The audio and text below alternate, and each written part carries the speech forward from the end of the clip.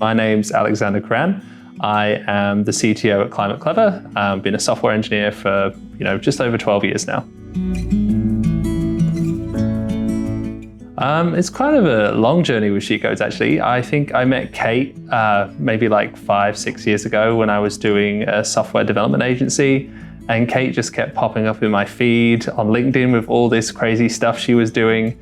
And I saw about She-Codes and I just thought, damn, I really need to go and help out and do something there. So I kind of reached out and that's how it started. There's a lot of reasons, but I think the main reason is we build a lot of stuff we shouldn't in tech. And diversity is a real big part of that, right? Like there's mostly just straight white guys on the tech team. So there's people who haven't experienced certain issues and they're just like, oh yeah, this seems fine, we should build this without thinking about other consequences. So I really want to stop that from happening. So I feel by empowering women through my teaching, I can help increase the diversity and help stop worse things being built. I ended up in tech by accident. So I always wanted to be a musician. I was a musician and did acting for as long as I can remember, ever since I was like 10 years old. I went to university and I did an electronics degree, but with a bit of an audio twist to it because, I was told being a musician wasn't a real job. And I was like, well, this is engineering. But that turns out, audio engineering is just as hard to get a job in as music. But I started programming when I was at uni by accident. I built like these interactive drum machines where you could like touch stuff on the walls with a projector and it would make noises and follow your hand movements. And I kind of just went from there. I got a job when I left uni to support myself while I was also working in a recording studio. And it was with a really large company and they discovered I was good at computers and like fast forward 3 years, I was coding for them, even though I didn't really want to code, and then like fast forward a few more years and I moved to Australia and I was like, you know what, I've been coding for like 5 years now, I should probably make this my job.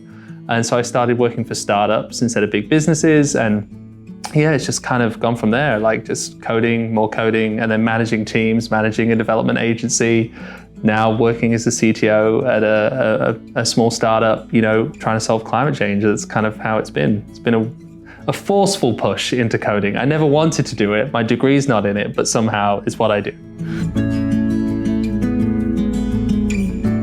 I guess first thing I wake up and review other people's code that they've put into our repositories. Lots of planning, a lot of planning actually. Like I think when I was a junior developer, I used to think like, oh, it's just code and building stuff. And like half of my day is planning, like what can go wrong? Have I made all the requirements? And then like lots of pair programming. So programming with my other developers because we all work asynchronously now and we're not in the office. And then maybe a few hours of building stuff myself. But mostly in my position, it's more just like uplifting my team members and helping them out and making them achieve better things than I could do by myself.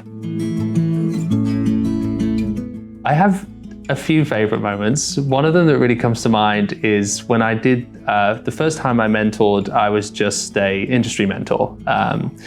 And I came in and we were doing JavaScript and I looked at the code and I didn't know any of the code because we were using basic JavaScript to interact with the DOM and I hadn't touched that for like 5 years. Like I've just been doing React and stuff. So I was like, oh my God, I don't know any of this. So that was a really interesting moment because I feel like I got to share my vulnerability with the girls. I was like, oh, well, actually, I don't know what this is. I'm going to have to go Google it, right?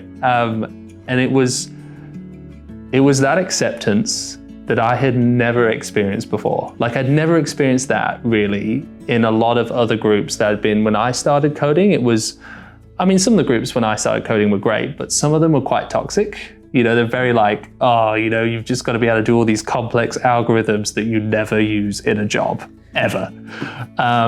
It was really nice for that to just be okay. I think that sort of community feeling you get is really amazing. And I think the second thing that's really stood with me is watching the girls get jobs, right? Like it's pretty cool to see them.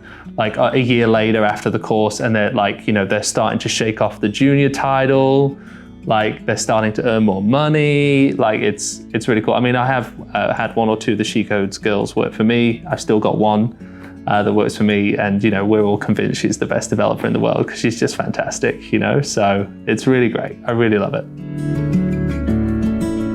The biggest thing that I've learned is to be more empathetic, and I think the thing that really hits home with that is, like, as a boss as well, is that sometimes you have to make tough decisions, and that can affect people. But like SheCodes, I think, has taught me that screw those tough decisions. It's always better to be empathetic and kind, because you always get better results, because it just is proven time and time again. So yeah, I think that's just always hold on to the empathy and the kindness no matter what. It's always really important.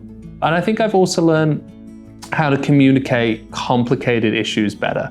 I always thought that was a skill of mine, but I think through SheCodes, I've managed to make it even better than it was before. Like, I think, yeah, it's definitely opened up gaps in my communication skills that I can improve on in tech. And that's really, really important in tech, is communication. It's not just coding. So that has been fantastic.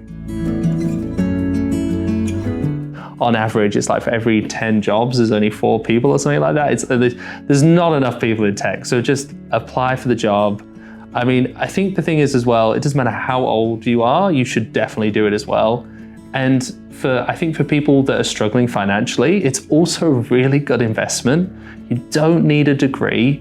You can start earning money quite quickly at a good level. The progression is fantastic. Like, I've seen tech bring people out of poverty as well, just from becoming a developer. So I think just do it. Like, just do it. Like, the effect you can have on the world around you is massive.